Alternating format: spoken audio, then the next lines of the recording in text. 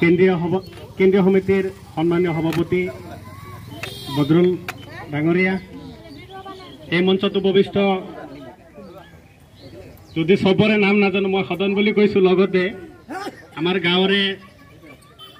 গাঁওবুঢ়া মুক্তাৰ আলী ডাঙৰীয়া, এই সভাত উপস্থিত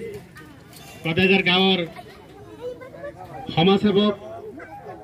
নাজিমুদ্দিন আহমেদ ডাঙৰীয়াকে প্ৰমুখ কৰি হবিবুৰ ৰহমান ডাঙৰীয়া,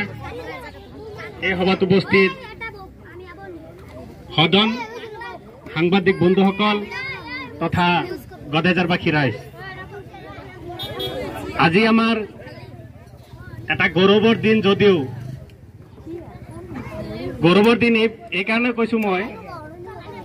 আমাৰ এই অঞ্চলত আজিলৈকে যিবোৰ কাৰ্যসূচী হোৱা নাছিল,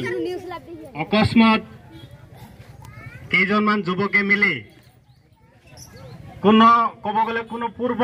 প্ৰস্তুতি নোহোৱাকে, একচুৱেলি পূৰ্ব প্ৰস্তুতি নোহোৱাকে এইকাৰণে কৈছো, ইমান ডাঙৰ এটা অনুষ্ঠান তেওঁলোকে সাহস কৰি যি গঢ় দিব গৈ আছে, তাৰ কাৰণে আমি কোহিনুৰ সংঘ পুথিভঁৰালৰ তৰফৰ পৰা